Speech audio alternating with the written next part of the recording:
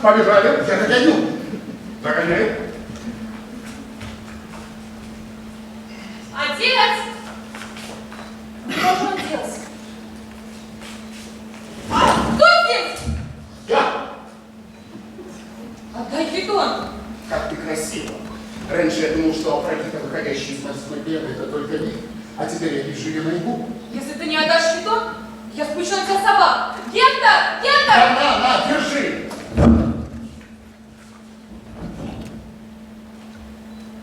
Что уставился? Такую красавицу, как ты, не найти даже в Афинах. А такого наглеца, как ты, во всей Греции. Уходи. Пока не скажешь, как тебя зовут. Тогда уйду я. Подожди, Клеопатра. Какая Клеопатра? Милена. Вот я узнал твое имя. Впрочем, ты бы собой могу украсть любое другое. Прогуляемся вечером на площади у городского фонтана. Ну, я ведь даже не знаю, кто ты. Пока никто. Но скоро стану оратором, как Демосфен. Но, впрочем, я уже и сейчас могу проговорить несколько часов. Не веришь? Назови какой-нибудь предмет. Какой? Ну, не знаю, там любой, колонна, дерево. Бочка. Пожалуйста. Бочка. Еще великий Гераклит сказал, что у каждого начала есть свой конец, а у каждого конца свое начало. Да подожди, стой. При чем здесь Гераклит? Я же просила о бочке. Ну, если я начну с бочки, о чем я буду говорить несколько часов?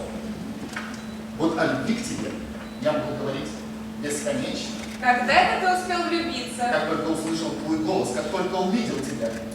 Ну знаешь, я не верю в любовь с первого взгляда. Ну, если тебе недостаточно первого, мы можем встретиться еще и еще. Отец! Кто здесь? Наверное, отец. Вместе с собакой? Да это я так сказала. Ну да, так я думала. Вчера в погребе сидел, сегодня в конуре. Зачем? Ну, он философ. А философам свойственно уединяться. И влюбленным тоже. Не делать это. Ты что, испугался? Он, когда думает, ничего не видит и не слышит. Ну, тогда можно пиздец. Ио! А это уже мой отец. Кто твой отец? Архонт Синоба. Значит, он сын Архонта. Ну, где отец? Не знаю. Я думаю. Хо-хо, и еще один мыслитель. Мам, а вот ты веришь в любовь с первого взгляда? Ну, если это любовь, верю.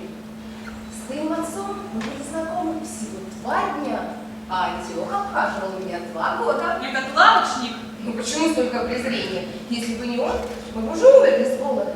Видно, не забыла еще первую любовь. Мам, а вот ты бы хотела, чтобы, например, мы больше не думали о том, чтобы еще продать, а думали, чтобы еще купить. И чтобы белье стирали рабыни, а не ты. И чтобы в этой конуре сидел Гектор, а не отец. Негодяй! Я с утра ломаю голову, где он? А он нежится в собачьей будке! Женщина! Женщина! Женщина!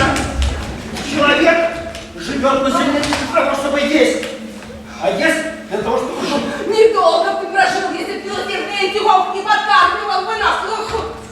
Кость, брошенная собаки, это еще не милосердие. Милосердие – это кость, разделенная с ней, когда ты сам голодный собака. Видишь, какой прекрасный афоризм. Да и если бы за его афоризмы платили, мы были бы богаче Архонта. Чем мне вас кормить сегодня, а? Продай мой фонарь. Елена, я не ослышалась. Диоген, ты же мечтала повесить его над входом в свою философскую школу. А мне он больше не нужен. Я искал с фонарем человека, который откроет мне истину. А теперь я ищу истину, которая откроет мне человека. Мне кажется, я где-то здесь. Тихо, мама! Проклятая студия! Мама, не говори, ну как идет быстрее!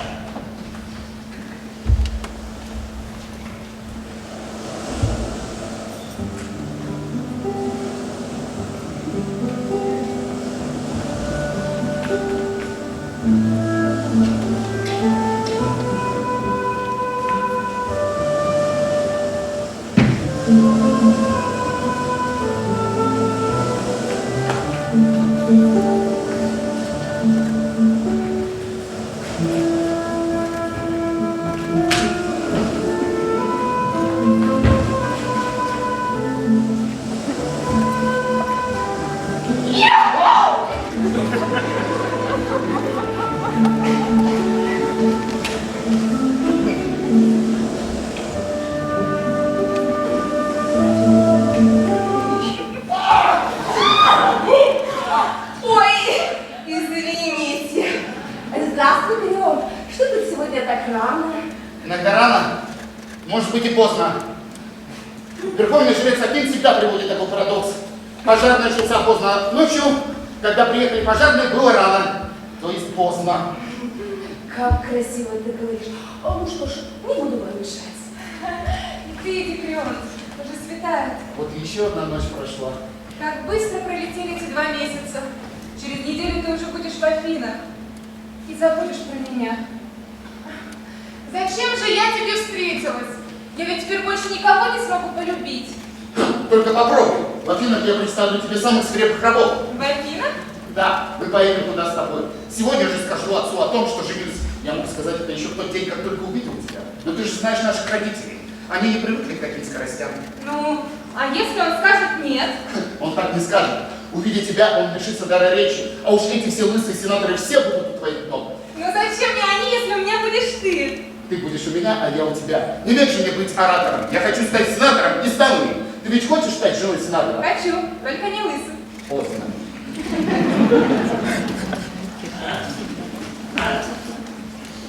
Отец! Отец, ты слышишь меня? Мы с Клёдом поженимся! Отец! Свет истины озарил меня сегодня на рассвете. Надо было искать совсем другой. Что, отец? Потом, дочка, потом. Я хочу, чтобы мои нестройные мысли обрели законченную форму. Не мешай. Вот. Где этот негодяй? Где этот бездельник? Отвечай! Я не знаю. Врешь, ты всегда знаешь, где он. А что случилось? Опять до меня свалилась эта проклятая прялка. Сколько раз я его просила, ну забей хоть еще один гвоздь. Ой, ну что ты кричишь, мама? Я тряпку намочила, приложи. Ох, лучше, конечно, медную монету. Где же их взять? Все, что у меня было, вы уже давно проели. Вот умру. И похоронить не на что будет. Будет, мама, будет. Сегодня я видела сон. Милена и Клёд выходят из храма Гирине и весь стену бросает им под ноги цветы. Дочь нищего философа и сын Архонта. Такое может присниться только во сне. А знаете, хорошие сны иногда и сбываются. Вот мне сегодня приснилось, что на бабушку упала прялка. Она и упала. Тише, Антиох. Куда это мы с тобой умираем? Федор, жив сгоняет. Или он зовется Тимур? Здравствуй, Антиох, да пройдят боги твои годы. И ваши тоже, чтобы вы успели расплатиться со мной. Скоро расплатимся, вот только Диоген... Откроет новый философский закон. Я это уже слышал. Но пока он откроет, двери моей лавки закрыты. Кончилось свое терпение, и кредит тоже. А я как раз хотела зайти к тебе в лавку за мясом, а заодно думаю, дай вспомню нашу юность. Неужели ты все забыл? Ну почему же? Я все помню. Ты была стройная и прекрасная, как Милена. И мясо тогда стоило 2 драхмы, а сейчас 4. Пускай зайдет твоя дочь. Развратник! Да скорее я не знаю, продам последнюю рубаху, чем она переступит порог! Ой, хорошо, это моя. Твою душу продала.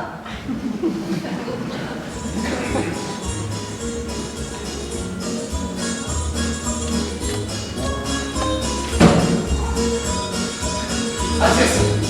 И он? Остановись! Ну что ты там ползешь, как черепаха? Отдохнем немного. А вон как дышишь, как рыба в тазу, а все от того, что шляешься по ночам. А утром тебя не добудешься. Отец, мне надо с тобой поговорить. Давай, хорошо. Так вот, почему ты снова решил заняться бегом. Хорошо, говори. Только, пожалуйста, без всяких Сократов и Демокритов. Самую суть. Через неделю выборы, а у нас неисправен водопровод. И если я его не починю, ты уже не будешь сыном Архонта. На мамину красоту надежды нет. Сам понимаешь, у сиёрица воду не пить. Дорогой отец. Ну вот, уже два лишних слова. Я знаю, что я дорогой отец. Дальше. Помнишь, я просил тебя найти мне самую красивую невесту? Ну, говори. Так вот, не надо ее искать, я нашел ее сам. Имя? Милена. Да не ее отца. Диоген. Что-то я не слыхал, кто он такой? Философ. Сейчас их столько расцвелось, что и не упомнишь, а где он живет, кто он такой? Здесь. Здесь? Ну, в таком случае жить ему осталось недолго. Не сегодня, а завтра этот портик рухнет ему на голову. Ну, лентяй же его рабы. Да у него нет рабов, только жена и вещи. И ты хочешь войти в этот дом? Нет! Он войдет в наш. Это сейчас модно. В каждом приличном афинском доме есть свой философ. Кто знал Дионисия? Так вот, с тех пор, как у него поселился философ Платон, он прославился на всю Грецию. Ох, доброе утро, Филиславу. Здравствуй, Пёк. Передай своей досточтимой супруге, что я из Афин получил 2 галлона розового масла. Я оставил ей небольшую амфору. А остальное кому? Ну, остальное забрала наша гитара Флорамид. Зачем ей столько? Ну, когда ей было за 20, она сама благоухала, как роза. Но теперь-то ей за 40. Слушай, Антиох, а ты знаешь, что такое Дионисий? Это тот, кто приютил философа Платона? Что я говорил? Да, в его доме не продохнуть до знатных персон. Тамошний лавочник, говорит, открыл еще одну лавочку. Конечно, столько покупателей. В общем так. Значит так, Антиох, я пришлю к тебе рабов. Ты им дашь самого молодого теленка и бочку самого старого вина. Да продлят боги твои годы и твои. А кого ты ждешь в гости, отец? Будущих родственников, сынок. Надо же на них сначала взглянуть, прежде чем приютить. Отец! Ну давай, не будем вот, давай без этих вот телячьих нежностей. Здоровье прежде всего. Ладно, побежали. Милена! Милена! Что такое, Крион? Он согласился занять свои. Мама, бабушка! Мы с Крионом поженимся! Сегодня вечером вы у нас в гостях. Сейчас сюда придет мой отец, чтобы пригласить вас. Только... А где дядя? Где отец? Он в дупле.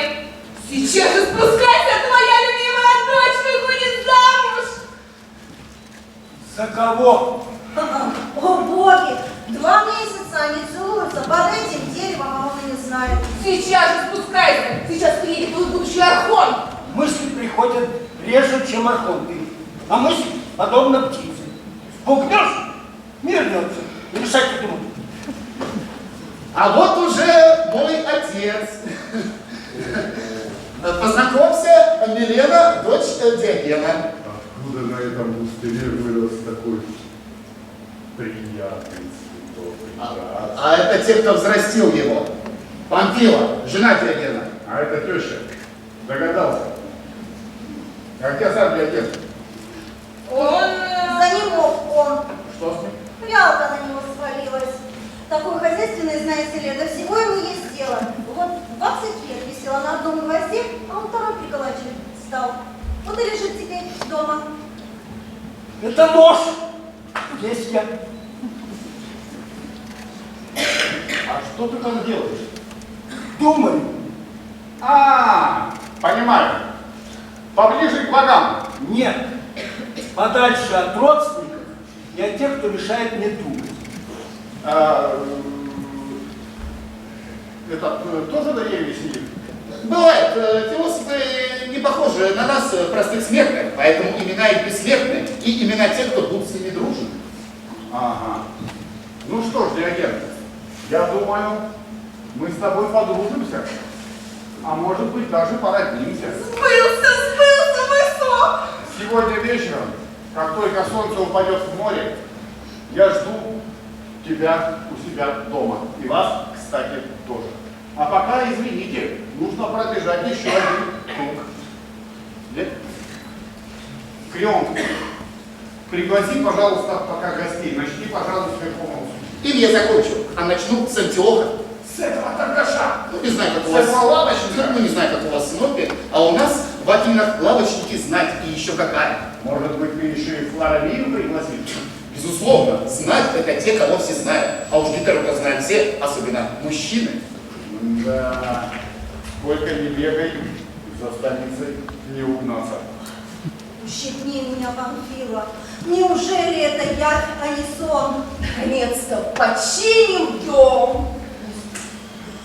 Кому нужна эта рухлядь? Мы теперь будем жить у Архонта. А мы с Крионом в Афинах. Мы уже все придумали. Его назначат сенатором, у нас будет свой дом, свой сад и много-много детей. Не забывайте это. Хоть раз в год присылайте раба со свечки. Ну, насчет раба я не знаю, а вот детей я тебе точно пришлю. Поздравляю тебя, Памфила. Крион мне все рассказал.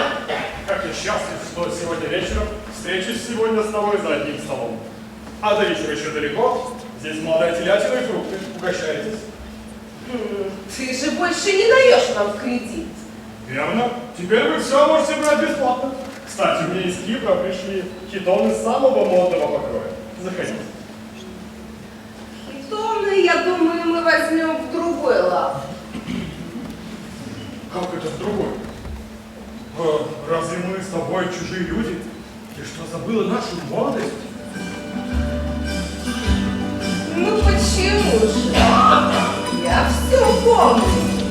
Ты был тогда красив и молод. Как твой младший сын. Хорошо, тогда Китон тебе принесет твой младший сын, а тебе Давида старший. Я пошутила, можешь сам принести. Спасибо, для меня большая честь обслужить философа, который прославит нашего Архонта.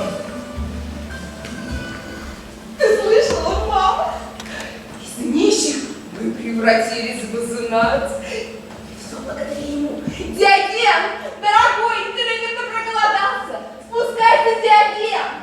Ты не мешай мне думать. Да слезь ты, наконец, с этого проклятого дерева! На кого ты кричишь, а? Не мешай человеку. Хочет думать, пусть думает. Гвоздь каждый прибить может, а вот думать...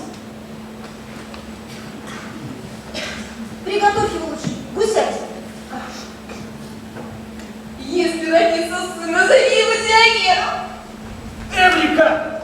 Что, отец? Да! Что? Что такое? Наконец я нашел! Наконец я нашел! Что такое, отец?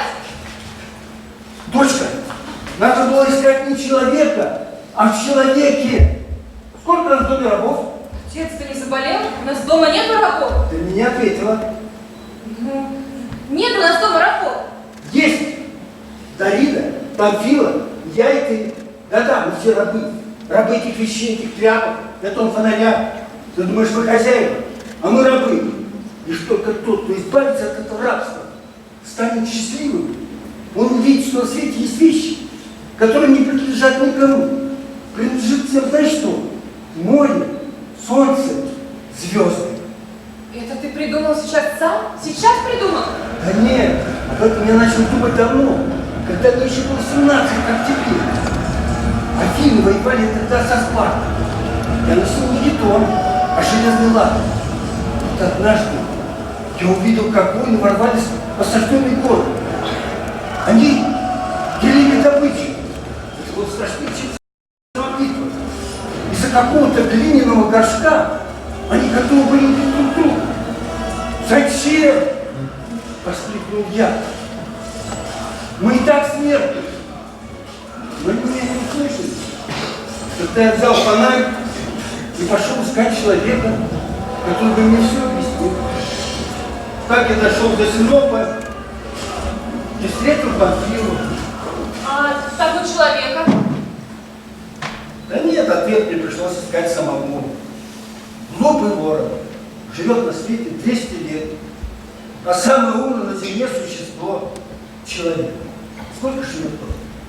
Короткая черточка между двумя датами – рождение и смерть. Ну на что мы тратим свою жизнь? В юности мы стараемся приобретать вещи. В старости, когда мы немощны, мы пытаемся их сохранить. Но богатство, дочка, это как морская вода. Чем больше пьешь, тем сильнее жажда. Но только когда человек довольствуется малым, он обретает все. Мама, бабушка! Что случилось? Скажите, сколько у нас дома рабов? Господи, что еще он бил твою голову? Последнего раба дедушка продал, когда ты родилась. Колыбель не на что было даже купить. Вы понимаете, этот раб не был последним. Мы все рабы своих вещей. Мы прикованы к ним незримыми цепями. Но если их разорвать, то мы станем свободными. Да, папа? Ну, конечно, дочка, довольствуясь малым, человек обретает все. Папа открыл новый закон, а теперь он откроет сегодня философскую школу. Кто? Кто пустит детей в такую школу? Только нищие. И то не все. У кого? Не все дома. Я знал, что меня поймут не все. Но философ, как пахарь, он должен сеять в людях сомнения. Правильно они живут. Да если бы Прометей не погибел в огонь, они бы до сих пор жили в темноте, как и прежде. Но кто-то должен быть первым.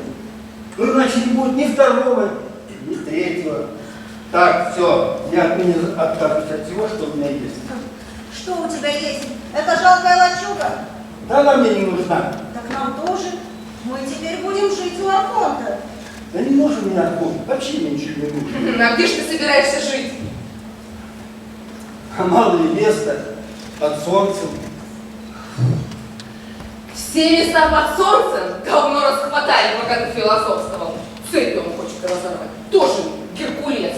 Кусок от своих мыслей, как это бочка. А? Бочка. Бочка. Бочка.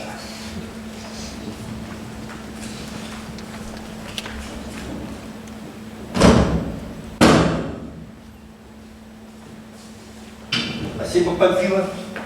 Я буду жить в этой бочке и буду здесь до тех пор, пока люди не поймут, что я прав. Бобби, тогда тебе придется мне просидеть всю жизнь. Вылезай. Сейчас принесут хитоны. Ну не бочки же их иметь. Да не нужен мне хитон. Вообще мне ничего не нужно. Мне нужно, чтобы мой голос услышали люди. Услышали и задумались о своем будущем. Да кто? Кто тебя услышит на этом пустыре? Только голодные собаки, да сытые бездельники, сгоняющие жир по утрам. А им твои истины не нужны. Вспомни, как ты ходил по площадям и кричал: ищу человека. Кто? Кто тебя услышал? Ты? Я влюбилась в тебя, поэтому слушала твои бредни. Ну, может, еще кто-нибудь любит. Да пускай только попробует. Успокойся, Памфила, успокойся. Кому нужен этот еле живой пример? Вообще непонятно. Ой, хороший. Ну, заслужить, получается, не получаю. Да уж. Лучше Я заслужить нет, не получаем, чем получать не заслуживая. Так, все, мешать не буду. Ну, конечно, конечно. Думать обо всем человечестве куда легче, чем о собственной дочери. Изверг, сердца у тебя нет.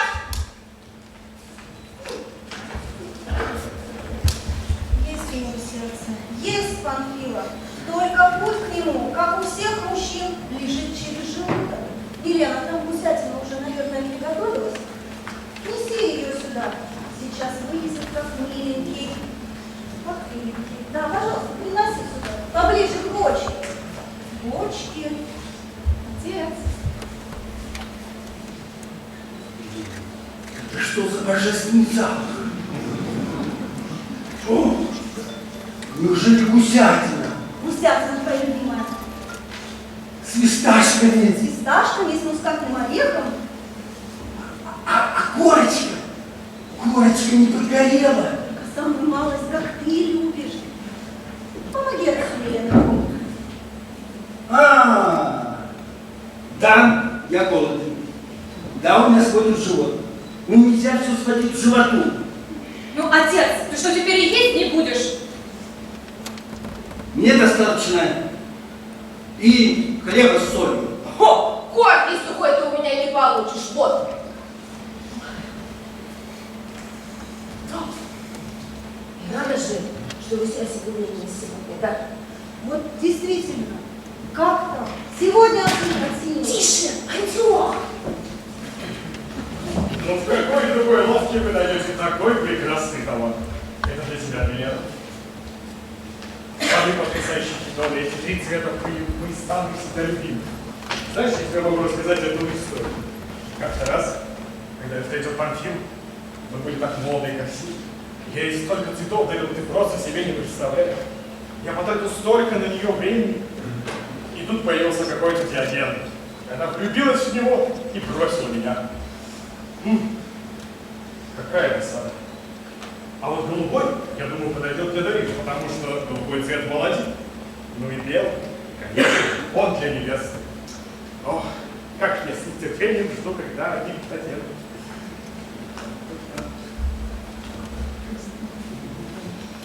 Интересно, какая будет завтра погода?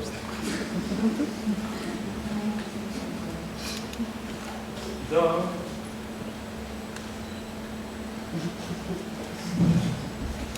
Солнце сегодня так и палит.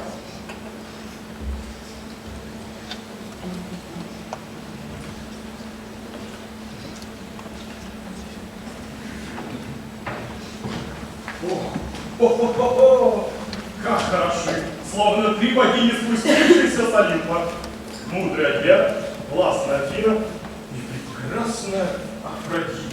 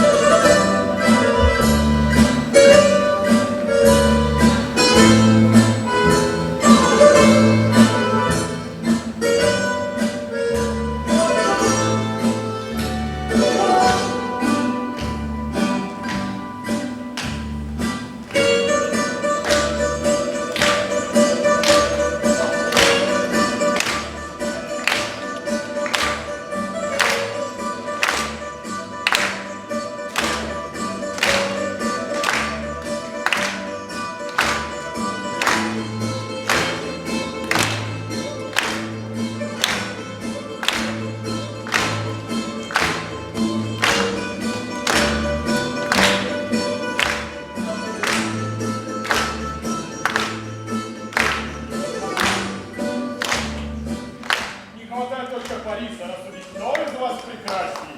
А вот его. Хвала богам, что мы женимся в Синопе, в Афинах, где вы за месяц не обижать всю знать. И сегодня они будут все у твоих ног. Крион, ты что здесь? Не еще, а уже все приглашены. Диоген. Диоген, может быть, ты хочешь кого-нибудь пригласить? Его там нет, он... Занят он. Значит, Ссыпается. много не ест. Все на неделе. Да ложь. Здесь я.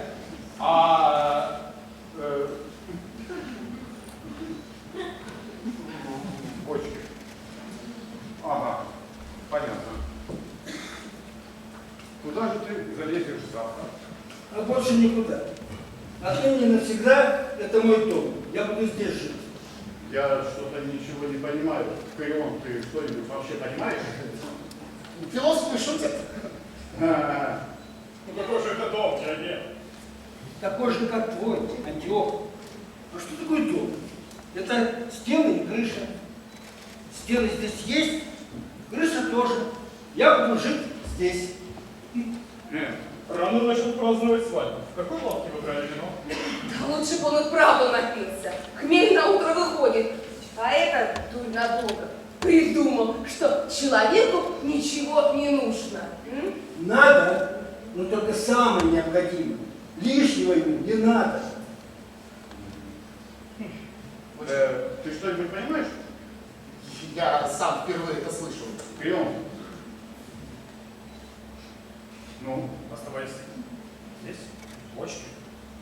Обладая море, будешь ли ты завидовать тому, кто плещется в мраморном бассейне? Владея солнцем, станешь ли ты завидовать тому, у кого светильник, пусть даже золотой? А душа, свободная от зависти, наполнится любовью и добротой. Довольствуясь малым, человек обретает все. обладая морем, владея солнцем. Да он сумасшедший. Нет, он еще опасен. С ним еще кто чего-то требует. Можно еще договориться. А попробуй договориться с тем, кому ничего не нужно. Спасибо тебе, сынок. Хорошую ты мне свинью подложил накануне выборов. Значит так, Диоген, если сегодня до вечера ты не выползешь из этой своей бочки, никакой свадьбы не будет. Я не дам согласия на брак Милены и Крионта. Тебе все понятно? Вылезай, Диоген! Сейчас же вылезай! Не вылезет. Час уже бьемся. Все испробовали даже на гусятину. Когда селедка остается у меня на самом дне, я наливаю туда воды, и она всплывает. Несите воду. Да в эту бочку можно перевести Эгейское море. Она дырявая. Ее надо поджечь, и он вылезет оттуда, как угорелый. Да плохо вы знаете отца. Ради идеи он может и сгореть. Что же теперь будет? Я знаю, чего не будет. Второй лавки у меня не будет. Тише. Ларамия. И это бегает. Все с ума посходили. Приветствую вас, сограждане!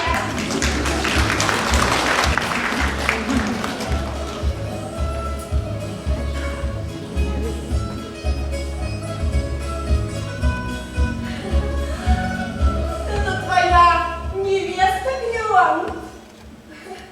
У тебя неплохой вкус. Впрочем, у нее тоже. О, какой симпатичный хитон. Откуда? Из моей лавки.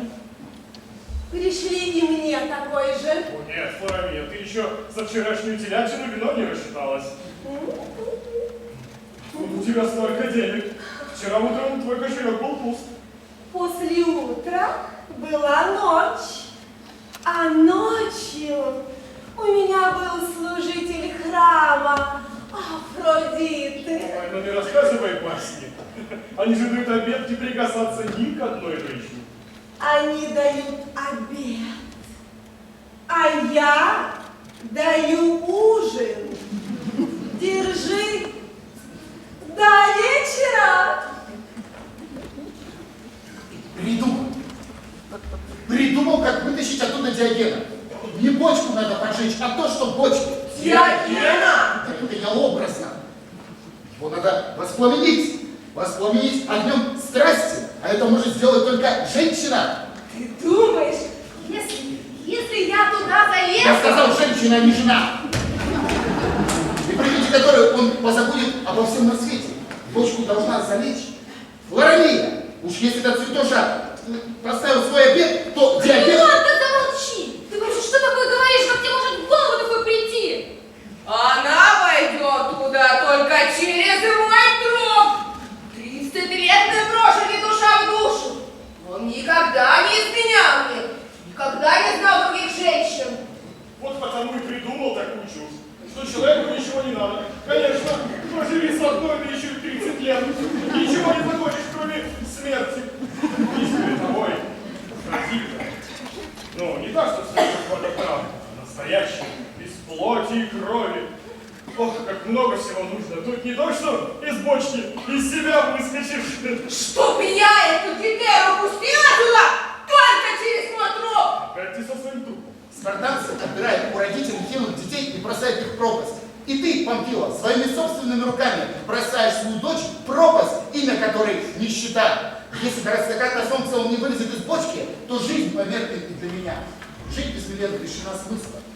А жить без любви бессмысленно. И не важно, кто это уже сказал. Прощайте. Ключ я с тобой! Подождите! Сердце мое не искал. Я мать. Я отец.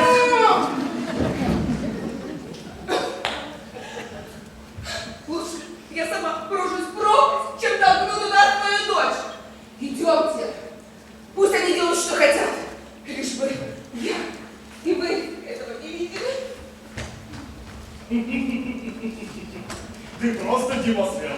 Отец не зря платит за тебя денежки. Теперь говорите Флорамию. О, не переживай, это я беру на себя. Я, конечно, не заканчивал ораторских школ, но те, кто берет у меня кредит, разговаривать я умею. Так, сейчас буду найти Флорамию. О, Флорамия, остановись! Флорамия, остановись! Кажется, я рассчиталась с тобой, Антиох. Не совсем, Флорамия. Бог и свидетель. Я всегда помогал тебе даже в самые трудные для тебя дни. А помнишь войну с Персией, когда в городе остались только небольшие флаг? Еще бы. Если бы не ты, я бы не дождалась победителей. Сейчас тебе, наверное, нелегко. Молодежь подросла. Говори, что тебе надо, только побыстрей. Сегодня вечером я приглашена на ужин к Архонту. Если ты, конечно, не пошутил, красавчик. Когда тебе наскучит жена, вспомни обо мне. Не отвлекайся, Флорамия. Мальчику сейчас не до тебя. Никакой свадьбы не будет. Какая жалость! Первый раз пригласили в приличный дом. А что случилось? отец невесты залез в бочку и не хочет вылезать. Он что, сумасшедший? Философ, а мало ли что им в голову придет. Так он философ. Знаменитый. Знаменитый в Афинах живут. Помоги нам вытащить его из бочки. Я? Двое здоровых мужчин. Неужели вы не в силах ее перевернуть? Да не в бочке дело. Мозги ему надо перевернуть, чтобы на место встали. А это может сделать только женщина, красивая, обольстительная, обаятельная, при виде которой он позабудет обо всем на свете. Короче, ты в вороне. О, где этот человек? Бочки, начинай, времени нет. Какой ты быстрый. Кто будет платить? Я уплачу. Это будет моим свадебным подарком. Зайдешь ко мне сегодня вечером в лавку. Рассчитаемся. В моей лавке кредит не отпускают. Деньги на бочку. Вот, держи. Сколько тут? 300. 400. Имей совесть, Фарамир. Ну, был бы он знаменитый, я бы и драхму не взяла. Реклама, двигатель торговли. Уж ты-то должен это знать. Ладно, я еще добавлю 50. Не торгуйся, еще одну лавку откроешь. Хорошо, сейчас 50%, а потом еще 50%. Ладно, как зовут этого сумасшедшего? Диоген. Диоген! Котик! Котик! Я твоя мышка!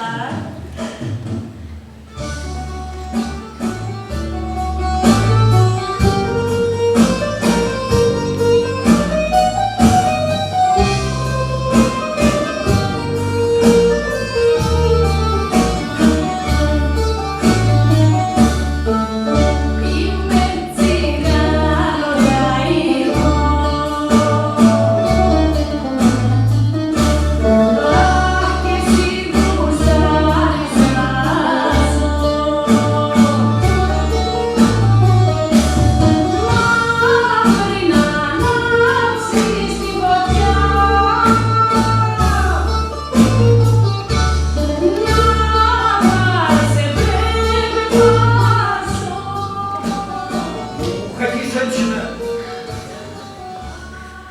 Ну вот, уже вылез. Наполовину, а нужно, чтобы весь. Ничего, сейчас и весь вылезет.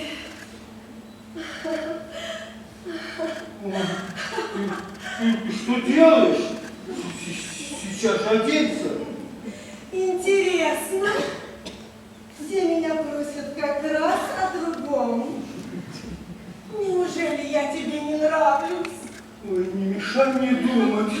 Значит, я еще мало разделась. А вы отвернитесь. Не в театре. На один билет трое. Уходи. Женщина. Ну что ты все? Женщина, да женщина. Ты что, не знаешь, как меня зовут? Не знаю. Еще интересней. Первый мужчина в Синопе, который не знает Флорамини. Да мой дом известен каждому. Неужели ты не читал надпись над его домом, моим домом? Войдя, забудь обо всем. Уйдя, навек запомни. Может, ты читал. Навек не запомнил. Ничего. Сейчас запомнишь. О, боги! Помогите!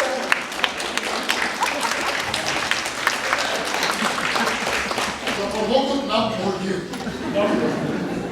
На Фарамир у меня больше надежды.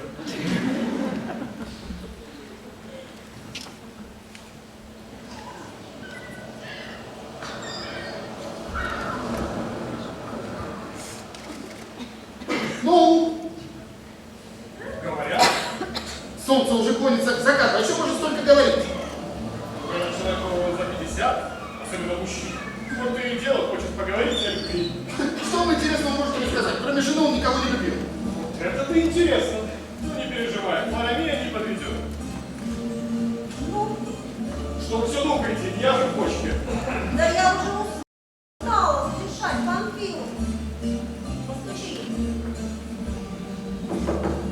Эй, Марамия, час уже водишься, долго ты там будешь? Слушай, может, ты мало заплатил? Вот именно что же ей там возиться? Смотрите. Наконец-то! Держи свои деньги, антилоп! Я же говорю, что мало. Деньги – это цепи, которые опутали мир. Блеск золота ослепляет нас, и мы не видим ни солнца, ни звезд, а звон его делает нас глухими, и мы не слышим пенья птиц и ручья. И это свихнулось. Все пропало. Панфила, Елена, скорее сюда. Кажется, придется вытаскивать двоих. Сейчас же вылезай, слышу я! Что вы кричите, женщина? Я даже не прикоснулась к нему. Что же ты там делала целый час? Внимала его речам. Все мужчины, которых я знала до сих пор, были так похожи друг на друга. При виде меня они раскрывали рты, а затем кошельки. А этот открыл мне весь мир. Ты счастливая женщина, Панфила, так поделись же своим счастьем. Нет, нет, я готова жить в этой конуре, только чтобы быть рядом с ним, слушать его речи, дышать с ним одним воздухом. Ну чего ты к нему привязалась? Тебе что, молодых мало? Глаза юношей пылают огнем, а очи старцев излучают свет, свет истины. Разреши ей остаться, Панфиловна. Она, конечно, идеал добродетель, но в этой женщине я вижу желание изменить свою жизнь. И мою тоже! Вон отсюда! Да успокойся, Панфила. Ну, пускай остается, лишь бы он вылез. Ладно, полезай в конуру. Лезь. Лезь в конуру! А ты пойдешь с нами в Кархонку. Флорамия протрела за час, а ты со мной прошла всю жизнь и все равно слепа. Это невозможно. Ну, папа! Я понимаю, что гениальные идеи приходят не каждый день, но замуж выходят тоже не каждый раз. Сыграем свадьбу, лезь хоть в бутылку. Пап, ну он прав. Ну что, тебе стоит выйти ненадолго. Ждать, пока цепи станут золотыми, а их не под силу разорвать даже Зевс. Я не бог, а всего лишь человек. И потом, я не могу иначе. Ты меня потом презирала за мою сладость. Какой человек! И вы еще хотели заплатить мне? Да это я должна платить. Увидеть сегодня человека, которому не нужно ничего, кроме дырявой бочки. Это все равно, что увидеть снег в Аравийской пустыне. Тысячи зевак рвутся в Грецию, чтобы поглазеть на пещеру одноглазого циклопа или пощупать камень, который толкал перед собой Сизиф. Рвутся и не знают, что в Синопе есть чудо, которому нет равных. Не такая дура, как ты. Ну, не такая уж она и дура. Прощай, Диоген. Ты покидаешь меня. Нет, нет, я только добегу до базарной площади и раздам людям все, что у меня есть. И на мне все лишнее я сниму. Что уж там снимать? Я буду ждать тебя. Огонь не гаснет, если от него зажгут другой. Возвращайся скорее. Флорамия! Сейчас я разнесу ее в щепки. Он сядет в другую. И другое разнесу.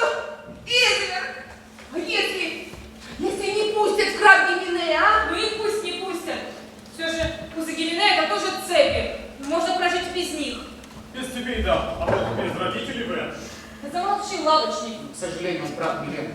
Сегодня содержать семью без помощи родителей, да это не под силу даже самому Гераклу. Ты что, испугался?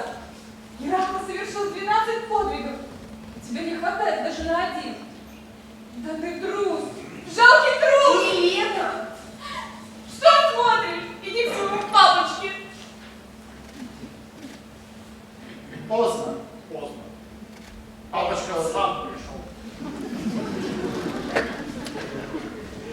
Ну, какой идиот пустил сюда эту шлюху Флоровию? А? О вашем сумасшедшем знает уже весь село! Какой позор! Крион, беги к верховному судье, к казначею, в общем, ко всем, кого ты пригласил, и скажи, что передумал жениться. И, пожалуйста, побыстрее, иначе ты не прорвешься сквозь толпу. Я поставил на всякий случай стражников около городских ворот, но они тоже люди, всем хочется посмотреть на это седьмое чудо света, так они его назвали.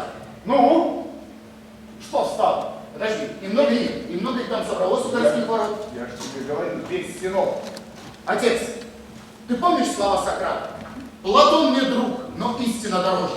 Сократ-то здесь при чем? Ты мне дорог, но семья мне дороже. Отныне я остаюсь здесь.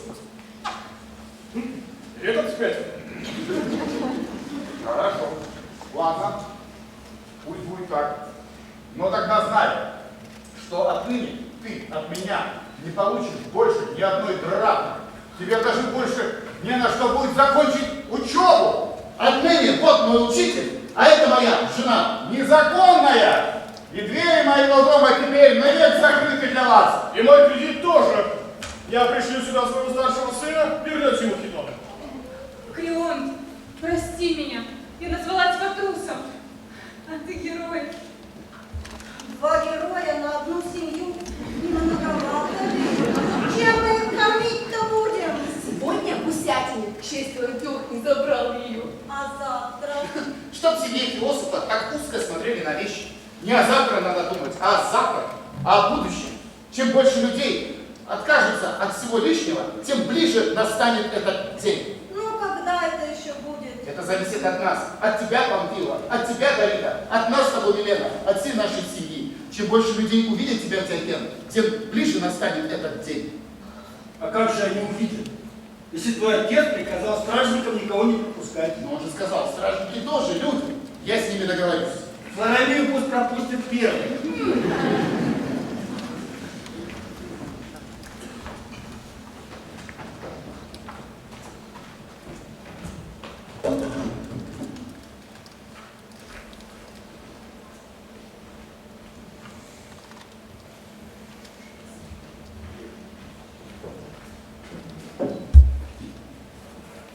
Достопочтеннейшие греки, жители города Синопа и его окрестностей. Перед вами дом философа Диогена. Да-да, я не оговорился. Именно эта бочка стала его домом. Именно в ней он дал клятву не выходить из нее до самой смерти, а точнее до бессмертия. Согласитесь со мной, греки, человек, который пренебрег все радости жизни, отказался от любви и семьи, достоин бессмертия. Ну куда вы полезли? Вы что, не видите табличку, руками не трогать? Один оторвет чепку и другой, и что от нее потом останется? Я продолжу. Слева от вас бывший вход в жилище Диогена. Именно в нем висит замечательный фонарь. Попрошу обратить на него особое внимание. Итак, фонарь. Именно с ним юный Диоген обошел всю Грецию в поисках человека. А теперь люди ищут его. За неделю здесь побывало 3000 человек, не считая детей. Так, отойдите от фонаря. Фонарь не игрушечный, он настоящий. Если он свалится вам на голову, то уже вы никому не сможете сказать о том, что видели великого философа. А теперь обратите внимание на это неказистое дерево. Именно в этом дупле в поисках истины он прятался от любимой жены. А в этой конуре от любимой тещи. Зачем вы полезли в конуру? Собаки там нет. Кормить было нечем. И поэтому Диоген спустил Гектора с цепи. Это была первая цепь, которую он разорвал. сейчас я сниму крышку этой бочки, и вы увидите того, кто прославит весь Синоп. Да что там весь Синоп? Всю Грецию.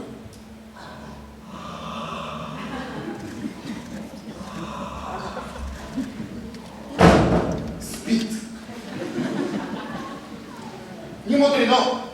Столько людей мелькает перед его глазами, не мудрено, что к вечеру они слипаются. Простим ему эту слабость. Ведь идеальный человек — это тот, у кого нет слабости, а тот, у кого есть идеалы. А вы убедились, что они у него есть. Поэтому передайте, пожалуйста, о нем своим друзьям, близким и знакомым. И сейчас тихо расходимся по домам, унося бессмертный образ философа. Я сказал образ, а не крышку. Крышку оставьте.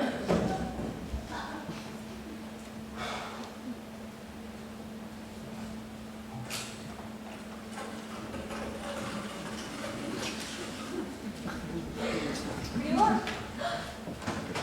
Встал? Как собака. С утра на ногах. Да что там? Ноги. Язык заплетается. Ну посиди немного. А я с тобой рядом. Я тебе сегодня еще утром хотела кое-что сказать, но ты так сладко спала, потом повалил народ. Подожди. Я сейчас проверю духовку. Зачем? Ну, мало ли туда кто-то забрался. Уличить праведника во лжи. Что может быть приятнее для лжеца? Нет никого. Ну что ты хотела? Садись. Подожди. Скажу к стражникам. Да что ты все время к ним ходишь? Ну проверь, закрыли ли они ворота. Надо же отсюда отдохнуть, хотя бы ночью. Возвращайся скорее! Я так больше не могу. А может, мне этого все показалось? Да нет, вот сердце бьется. И я остановилась. И бьется в 2 раза быстрее. Ну, Елена, долго нам еще прятаться? Ну выходите! Наконец-то. Выходи, Панфилов. Живем, как летучие мыши. Днем прячемся, а ночью выползаем. Почему мы должны так чай заперти? Ну, он-то клятву дал, а мы-то что? Ну потерпите немного. Крен же сказал. Но он от всего отказался. Нас не должны видеть. Но в Синопе всего 5000 жителей, половина уже прошла. Но мы-то потерпим, а ему каково? В этом дырявом склепе, на вечных сквозняках, на черством хлебе. Ну, неужели нельзя вылезть хотя бы на одну ночь, а? Зачем вы вышли из дома? Я же сказал, только тогда, когда я проверю ворота. Крион, ну не ругайся. Ты сегодня так расписал достоинство Диогена, что даже нам, его родственникам, захотелось взглянуть на него. Ладно, давайте ужин. Стражники поделились трапезой и вином. Опять? Да воздадут боги за их доброе сердце. И запеченку. По запаху чувствую. Здесь гусиная печенка. Уж не лавки или Антиох они не убрали. И точно. Только он посыпает гусиную печенку красным перцем. А помнишь, Панфила, твой день рождения? Он дал нам кредит целого гуся. Это была лучшая сделка в его жизни. Теперь он бегает по Синопу и хвастает, что спас от голода лучшего сына Синопа. Ты раньше не был пастуном? Ну и Архонтом тоже. А хотелось бы послезавтра выборы. Между прочим, лучший сын Синопа не ел со вчерашнего дня. Диоген, дорогой, просыпайся!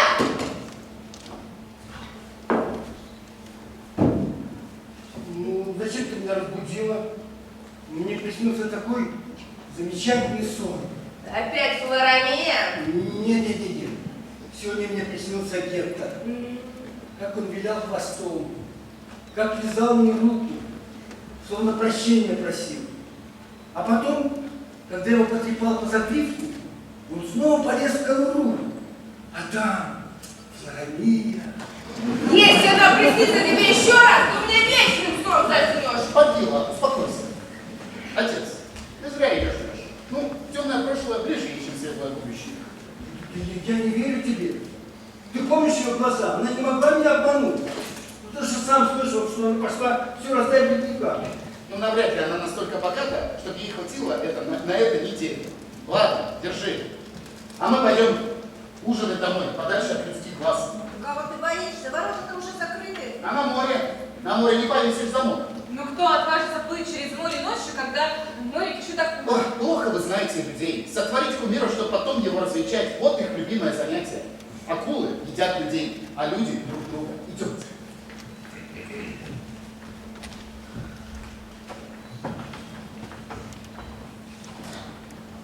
Лепешка в горло не лезет.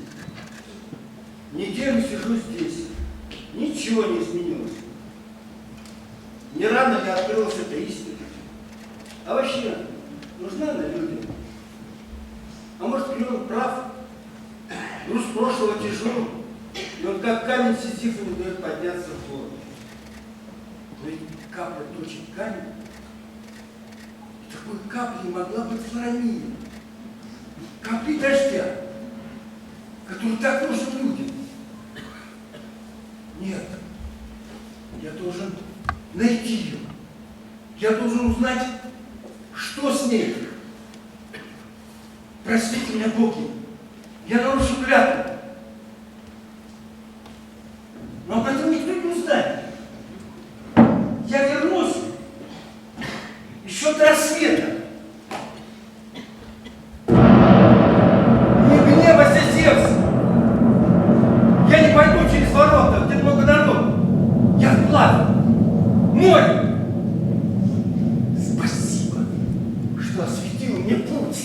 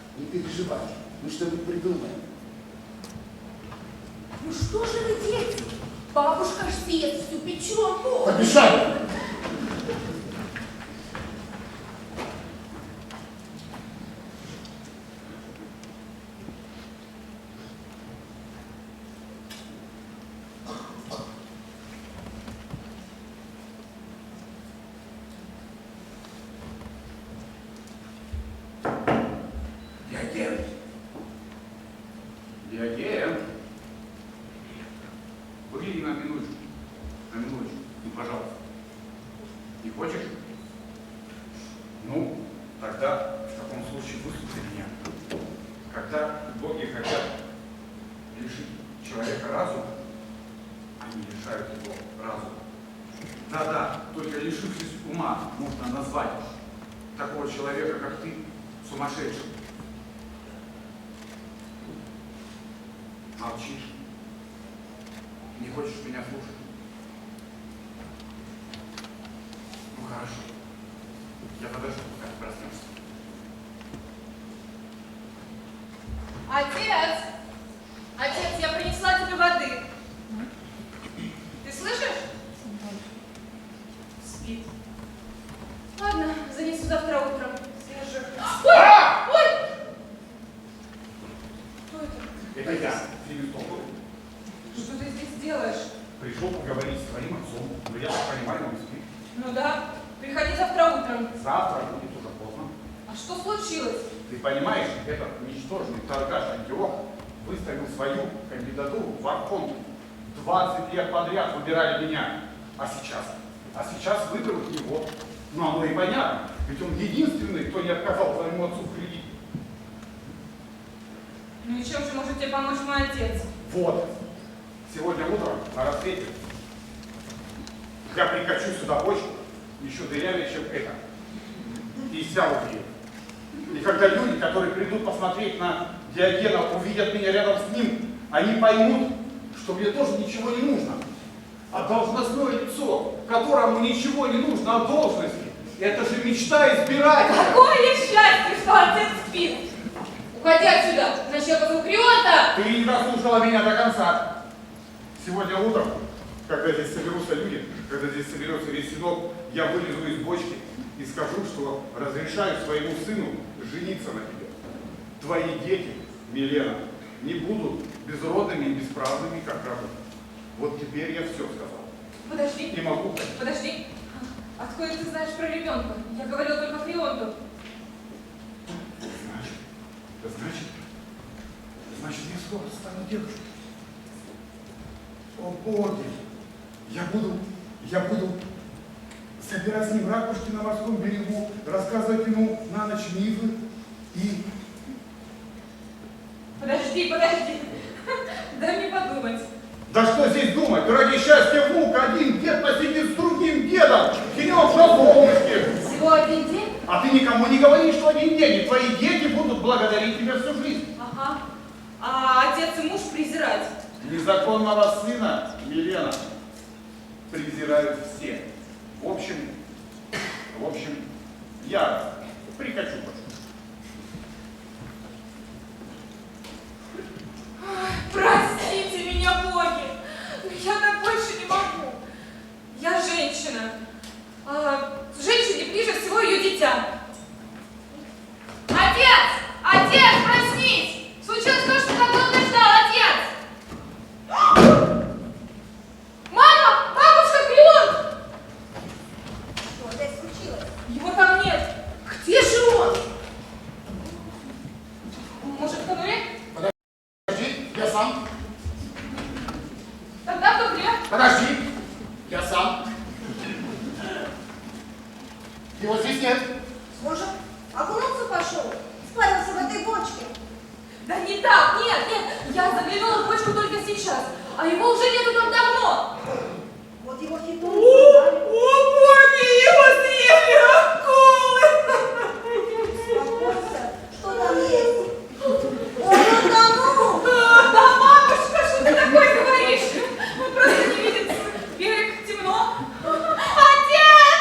Да нет смысла здесь кричать на мысу. Если он утонул, то его тело несет вон туда, побежали.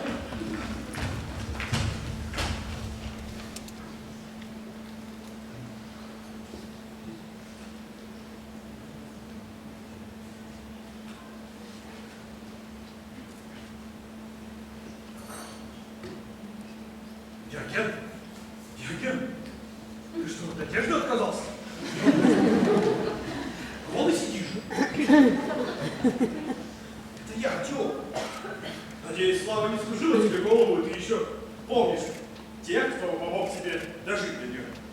Позволь же и мне погреться в лучах твоей славы, посидеть с тобой один день. Молчишь? Я знал, что ты мне не откажешь. Молчание знак согласия. Так, я приду на рассвете.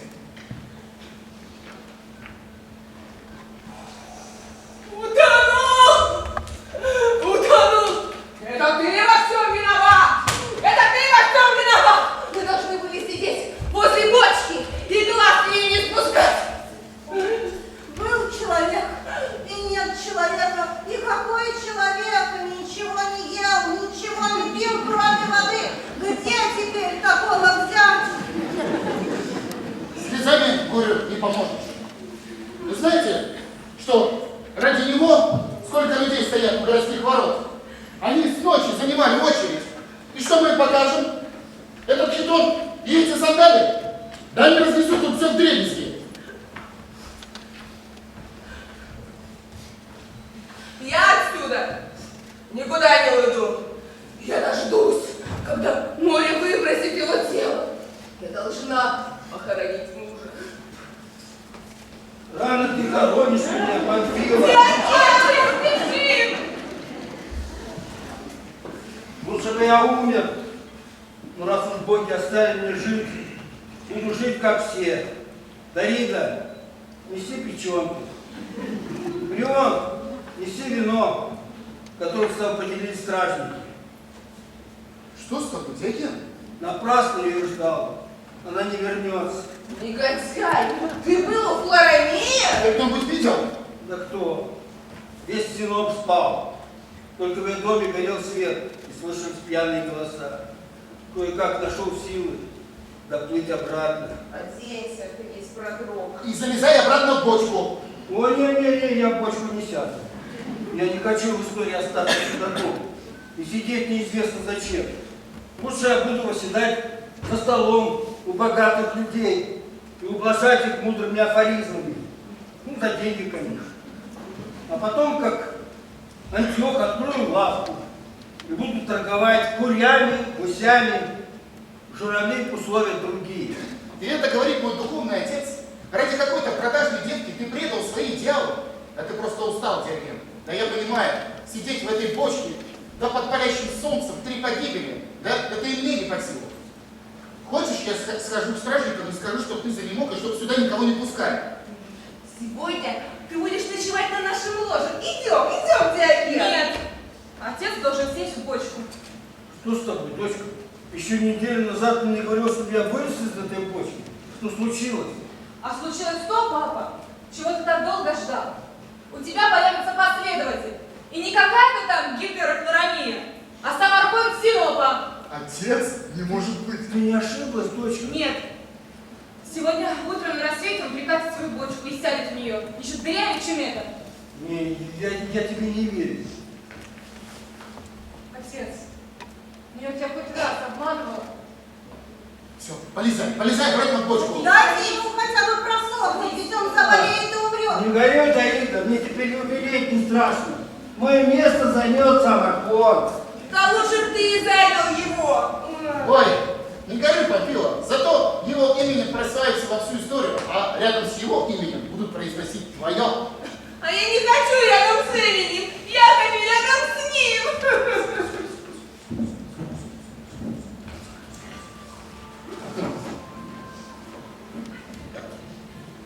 Я знал, что у меня самая красивая жена в Синопе, но то, что самая умная, Вовка, ты придумала своим отцом. Ничего я не придумывала. Все-таки будет.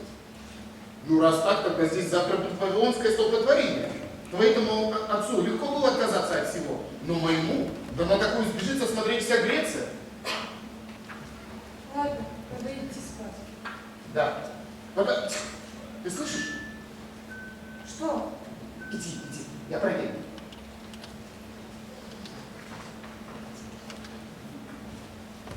Флорамея? Не может быть. Диоген. Диоген. Как ты посмела прийти ко мне? Из-за тебя я нарушил клятву, данную богам. Кое-как добрался до твоего дома. И что я увидел? Пьяную оргию? Кто у тебя был? Солдаты. Там теперь казарма. У меня теперь нет дома. У меня больше ничего нет, кроме этого рубища. Ну где ты была? Ну почему не пришла ко мне? Только сегодня я смогла выбраться из Синопа. Только сегодня ночью меня праздник стражник пропустил сюда. Хорошо, что у меня остался гребень. Иначе бы он не пустил меня в город. Не рассказывай басни, чтобы за какого-то гребешка тебе открыли ворота. Не гребешок, а гребень. Черепаховый, с бриллиантами. Это единственное, что я оставила себе. Подарок моей матери. Мерзавец. Отнять у бедного ребенка золотой гребень. Как выглядел этот стражник? С рыжей бородой. Я этого так не оставлю. Прости меня, Флорамея. когда волосы падают на плечи. Ты еще прекрасней. Больше никогда не буду завязывать их в узел. А я делаю поспешные выводы. Я чуть было не прогнал человека, который поверил мне и отдал самое дорогое, что у него есть. Самое дорогое я все-таки оставила. Любовь. Или это тоже цепи, которые надо рвать? Нет. Любовь – это то, что на чем держится земля. Не на 3 китах, как утверждал Геродот. Кто же этот счастливец? А ты не догадался? Ты Диоген. А помнишь, Флоромея, я в 2 раза старше тебя. И в 2 раза глупее. Когда любят, не считают годы, считают минуты до встречи. Ну, я женат. Все женаты. Но я люблю свою жену. Конечно, она не так красива, как ты, но душа ее прекрасна. Ты не можешь простить и забыть мое прошлое. Да нет, свое. 30 лет назад я пришел в село. Мыслей в голове у меня было меньше, чем сейчас. Зато волос. У меня был только этот фонарь. А у Памфилы богатый жених.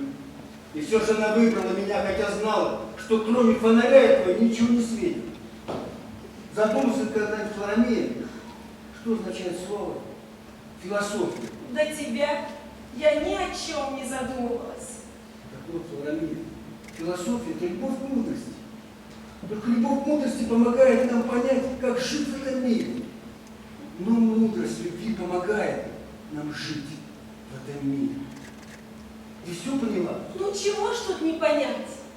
Когда женщина продает любовь, охотников хоть отбавляй, отдает даром, не берут. Ведь мне от тебя ничего не нужно, Диоген, только знать, что ты есть. Мерзавец. Удрал. Конечно, имея бриллиантовый гребень, зачем ему открывать ворота? Теперь открыть какую-нибудь лавку.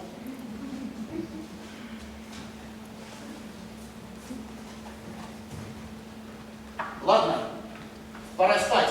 Так, Флоромея, не засиживайся долго, а то утром его не добудешься. Только... А где ты будешь спать? Я возле бочки. Подождите. Тортик собирается. Ну, тогда в конуре. В конуре нельзя. Конура – экспонат. Придумай. Когда мы искали тебя, Диоген, мы нашли бочку. Наверное, штормом прибило. Вот, будешь спать в бочке, а рядом с ней. Да, представляете? А если завтра еще мой отец прикатит бочку, будет 3 бочки.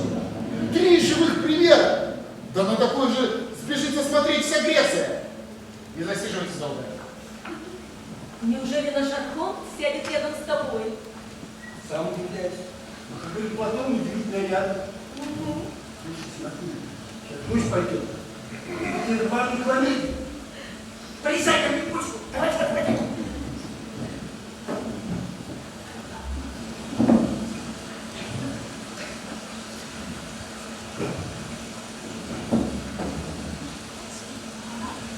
Ну и дождь.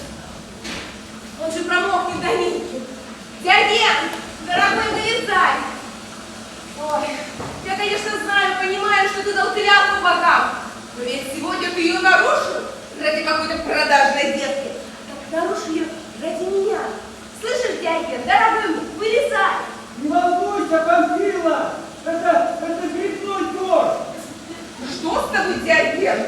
Грибной бывает днем и при солнце. Ах, вот какие грибы! Ах ты старый мухомор! Я тебе сейчас все объясню, Памфила. Не надо мне ничего объяснять. Да, Милена! Что ты? Полюбуйтесь на нашего праведника. Смотрите, кто сидит в клубочке? Это потаскуха Флоромея! Не смей так говорить. Она святая женщина. Она отдала самое дорогое, что у меня есть гребень, чтобы прийти ко мне. Ну, пришла. А вот что-то. Зачем лезть? Ну, это из-за дождя. Сейчас Кирилл прикатит еще одну бочку, она сядет рядом со мной. Ага, рядом с тобой сяду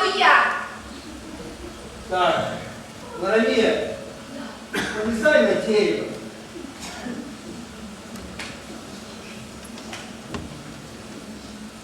Дождь сухо, в жару прохладно. Ну как тебе там, Сарамия? Хорошо. Я вижу море до самого горизонта. А главное, Диоген, я вижу тебя. Завтра же спилю это дерево! Приветствую тебя, мыслитель. Ты не хотел прийти в мой дом, я пришел в твой. Так, надолго ли? Навсегда. Ты ему разве ничего не сказала? Лена? Сказала. Ну, и где мне поставить бочку? Справа от тебя или слева? Слева сяду я. Ближе к сердцу, которое бьется благодаря мне. Но я пришел раньше. Тебя разбудила жена, а я от жены отказался. Ну, я я- от всего отказался. Я родственник. Так какой же ты родственник? Ты не можешь признать будущую жену своего сына. А я сегодня признаю. Наконец-то Диоген, конечно, уже должен сидеть слева от тебя. Как на свадьбе. Так, поставьте свои бочки под дерево. Оно защитит вас от ветра. Я должен беречь своих последователей. Их не так много, только вы и Флорамина. Милена, подстегивай какую-то подстелитом. Не надо, Диоген. Здесь есть мешок. Какой мешок? Да. Так, с меня только деньги. Деньги? Точно деньги. Деньги. Деньги? И так много?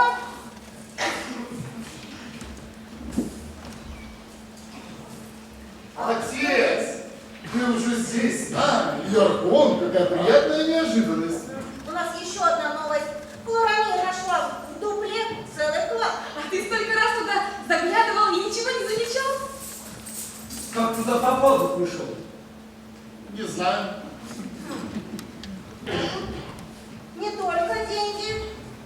Тут еще какой-то гребень. Гребень? С бриллиантами. Так это мой. Мой гребень. Ты не ошиблась, Флорамина? Да нет же, я узнала про его из 1000. Вот здесь даже надпись Артемида. Это имя моей матери. А, значит, ты все-таки догнал стражника и забрал его гребень? Я? Кто положил в мешок гребень, тот положил и деньги. Леон, что ты молчишь? Отвечай. Отец, понимаешь, ты же сам сказал, что людям надо отказываться от всего лишнего. Флорамин, это понятно, раздал всего, это я понимаю, но тот человек, кто положил туда тот мешок, был уверен, что вернет его обратно, ну не порочь свое доброе имя, Диоген. Завяжи мешок и положи обратно. Подожди, Крион, дай хоть посмотреть еще разок. Я никогда не видела столько денег сразу. Какой позор! На меня ходили смотреть, как на диковинного зверя в зверинце. Так я убью И тебя! оставишь своего внука без отца. Ну-ка. Да, отец, у тебя будет внук. Какая радость! Диоген, мы скоро с тобой станем дедушками. А я прабабушка. Ну, вот я и подумал, пускай наш сын живет лучше, чем мы. Не лги, Грион! Ребенка ты узнал сегодня утром, а дупло ты проверял каждый день. Ну и сынок у нашего Архонта. Зря ты, Фемистокл, принес сюда бочку. Тебя не выберут, хоть в конуру залезь. Выберут меня. Вот зачем ты пришел ко мне, Фемистокл? И ты об этом знала, Милена? Ну прости меня, отец! Я сделала это ради ребенка. Прости ее, Диоген. Ради внука прости. Ну, простит у меня мой внук. Да еще мы живем на этой земле. Да еще поливаем потом, кровью, чтобы дети жили лучше, чем мы.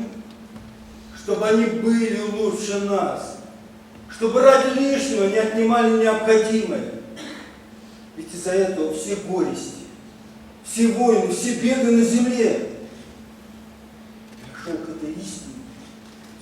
свою жизнь. Что это за истина? Если на них можно наживаться, если не можно торговать, то люди перестанут верить в них и в истину их откроют.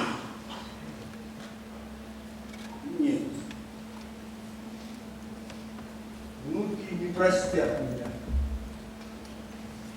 Если я прощу вас, уйди с дороги Куда ты, Диоген? к людям. Я должен смыть себе этот позор и вернуть им эти деньги и веру в мою истину. Ну куда ты пойдешь? Стражники тоже люди.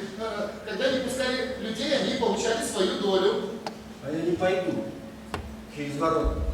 Я вплавь, в море. Панфилов, зажги фонарь. Пусть он мне светит пути. Отец, не уходи! Не искушай судьбу дважды, Диоген! И это говоришь мне ты, сменившая золото на рубище. Я тебя тоже обманула, Диоген. Ты думал о судьбе всех людей, а я только о своей. А какая судьба у Гетеры, которой за 40? Сколько масла не втирай! Мужчины уже обходят твой дом стороной. А если бы над его входом была надпись «Флоромия, сподвижница знаменитого Диогена»? Уйди с дороги. В одном я тебя не обманула, Диоген! Такого мужчину, как ты, я никогда не встречала и не встречу! Это все из-за меня! Это все из-за меня! Да будет проклят тот день, когда я встретила тебя! Беги за ним, Панфилов. Только ты можешь сейчас его остановить. Сейчас его никто не остановит. Пусть над этой грешной землей будет вечно гореть фонарь Диогена.